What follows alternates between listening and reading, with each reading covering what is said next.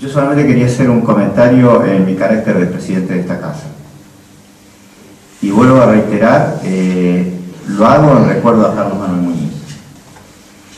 Esta casa ha tenido mucho que ver en el desarrollo y los integrantes, obviamente, a eso me estoy refiriendo de esta casa. El CARI siempre estuvo orientado a estimular este tipo de presencia. Por eso, si ustedes ven en la galería de fotos, justamente los encuentros en el CALIR se produce un hecho muy significativo. Si bien había un conocimiento previo, la foto que ustedes van a ver es la entrega del premio Maimónides de Escorta dentro del esquema del CALIR a Bergoglio en esta casa, culminando así uno de los hechos nodales de las tantas iniciativas que se tomaron en esa dirección, que era el tema de la libertad religiosa, tan unido a la necesidad de diálogo. Sin libertad no hay diálogo. Un diálogo sin libertad no puede definirse como diálogo, habrá un intercambio de posiciones.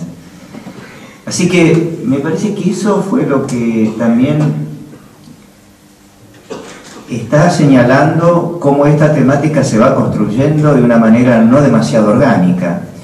Fíjense ustedes que en lo internacional, la responsabilidad de proteger, que Arredondo lleva tan a fondo, y en los temas de defensa y también la necesidad de proteger Dojas profundiza, nacen de un contexto totalmente distinto, nacen de profesionales de la digamos de lo internacional, profesionales, es decir, diplomáticos, y que tuvieron que ver con otro tipo de iniciativas. En el caso de la responsabilidad de proteger, como una evolución del derecho internacional, también llevado acá a cabo muy profundamente en el Instituto de Derecho Internacional y propuesto a mí en algún momento por Carlos Manuel Muñiz, en orden a que Argentina tuviera una responsabilidad muy directa después de haber avanzado tanto en derechos humanos, en el periodo democrático, en participaciones de operaciones de paz, en dar un paso más y acompañar la iniciativa de Canadá, que en ese momento, y quien preside ahora eso en el mundo, era el canciller,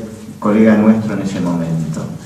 Estos nombres convergen todos acá, y lo hablábamos con Padilla, en un raro hecho que es este libro. Monseñor, si usted me permite, usted con toda humildad lo describió, pero yo lo quisiera describir en estas cosas casi puntuales y que solamente alguna circunstancia puede hilar. Para los creyentes sabemos cuál es la circunstancia, lo llamamos providencia, en algunos casos Espíritu Santo, pero para los no creyentes pueden ser coincidencias, como se dieron tantas en la humanidad y en la historia, para generar un producto como este. Ahora bien, terminado este comentario como responsable de la casa y de lo que fui testigo, la otra lectura que se puede hacer de este libro es de el creyente del común o el hombre interesado en política. Por las dos cosas estoy comprometido. Para el creyente común, como decía Padilla, es el descubrimiento de la patrística con una vigencia absoluta. Es decir, en términos de las concepciones modernas, los fundadores de las ideas, como siempre, tenían una claridad absolutamente, no solo preclara, sino prístina, en el sentido original de la palabra prístina. La vigencia de eso, y cómo la historia fue adaptando las posiciones profundas de la paz y a favor de la paz a condiciones mucho más prejuiciadas por la política y por el gobierno de los estados, en la cual se veía involucrada no solo la iglesia, sino todas las confesiones, con algunas salvedades. Esa es una de las líneas que a mí me gustaría que ustedes vieran acá, porque nos clarifican enormemente nuestra propia posición en términos de la lectura histórica y política Y de repente usted está leyendo esto, por lo menos cuento mi experiencia, y se encuentra con un hecho inédito, que es la comparación que con toda valentía se hace de la posición que tomó la Conferencia Episcopal Argentina y la británica, en el caso de la Guerra de Malvinas, y a nosotros nos interpela en forma directa. ¿Cómo podía ser que los dos, de alguna manera, convalidaran ese hecho que en realidad era confrontativo? Una de las partes no podía estar usando el principio, si se quiere, de guerra justa, pero con carácter defensivo. Esto yo creo que es un capítulo abierto, como se marcó acá, que a nosotros, en lo cotidiano de la política internacional y de estudio de la cosa internacional, nos representa un verdadero desafío, nosotros como argentinos, digo. Ahí, como tuve oportunidad de decírselo a Redondo en alguna reunión que tuvimos, hay dos cosas que le debo a Redondo. Uno, que me haya admitido la impertinencia de decirle que me gustado ver citado en esa situación de Malvinas aquellos que desde la política condenaron con toda valentía a la guerra. No todos los argentinos convalidaron la guerra. Algunos valientemente fueron capaces de decir no a esa guerra en un momento muy especial de la Argentina, donde estaban conculcadas las libertades, los derechos humanos, y aparte teníamos a toda la población en la plaza digamos, apoyando ese evento, ¿no? Me parece que eso también, por un lado nos interpela, pero por otro nos tiene que ser muy optimista, en el sentido que siempre hay alguna reserva que de algún lado sale, como sorpresivamente sucede en este caso con el papado, que hace que la Argentina sea un caso verdaderamente interesante. Dios nos salve de la palabra interesante, ¿no? Como dicen algunos. Pero yo esto lo quería mencionar. Y yo recomiendo y aprovecho esta oportunidad, ya que antes de abrir a las preguntas, porque hay tiempo si ustedes lo autorizan, por lo menos a 2 o 3 preguntas. Y Irrazábal escribió un artículo que no figura acá, que a mí en lo personal se lo pedía, exactamente, el criterio se lo pedía a Padilla, que es el tema que hace fundamentalmente a la justicia, pero en sus aspectos económicos. Y acá los que pertenecemos al gremio económico, cuando tenemos responsabilidad pública, pero aparte tenemos que explicar nuestros hechos, no solo ante el soberano por el cual hemos sido elegidos si fuimos en un cargo electoral, o designados si fuimos designados por alguien electoralmente elegido, tenemos temas de conciencia bastante complicados.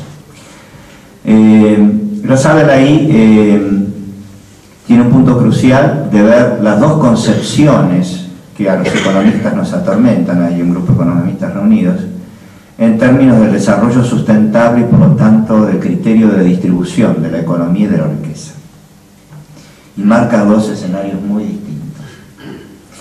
El de la concepción europea, que el desarrollo deviene como un proceso natural, acumulativo y que después permite la distribución, y está muy claro en prácticamente toda la tradición reciente, y alguna conversación que tuvimos el privilegio de tener con Bantoán, que provenía de una línea bastante diferente cuando nosotros decíamos lo peor que nos pasa en el mundo, y eso la Iglesia se tiene que hacer eco, es que el proteccionismo es un elemento que impide la justicia universal y la distribución equitativa de los bienes. Mientras que eso decirlo en Europa era escandaloso, porque el principio llamado de seguridad alimentaria iba en contra de esto y por lo tanto a favor del proteccionismo. Y la concepción latinoamericana, donde fundamentalmente la justicia viene de la equidad en la distribución, con lo cual históricamente hay un concepto de que aquello que se ha acumulado tiene que ser distribuido, mientras que en Europa el concepto es aquello que se va creando tiene que ser distribuido. Y eso desde el punto de vista de la ciencia para nosotros es crucial. ¿Qué se pondera primero? Que haya oportunidades de inversión y por lo tanto un funcionamiento pleno de las instituciones en orden a garantizar que la inversión se produzca, que la libre iniciativa actúe, etcétera, etcétera, o ya eso creado como riqueza, ponderemos la distribución. Y ahí está la discusión que Naciones Unidas ocupa prácticamente los últimos 2 decenios de la sustentabilidad del desarrollo.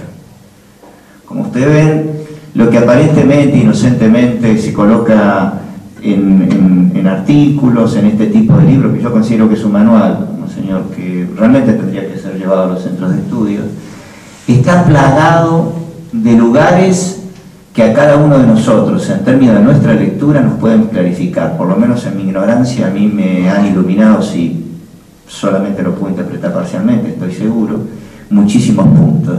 Y yo les sugiero que hagan la misma experiencia a ustedes. Yo creo que es un libro fundamentalmente útil. Perdonen esto que no está programado, pero lo quise hacer como testimonio de la persona del común que se encuentra con obras que realmente son sustantivas. En términos de lo que uno, la miro a la diputada, en términos de cuando uno está votando una ley o cuando uno tiene que estar programando un proyecto de ley o tiene que estar distribuyendo riqueza, ¿con qué criterio lo hace y a qué ideas de fondo responde y qué responsabilidad asume hacia el futuro, ¿no? En eso, Cintia, yo estaba pensando cuando comentaba esto y leía este libro.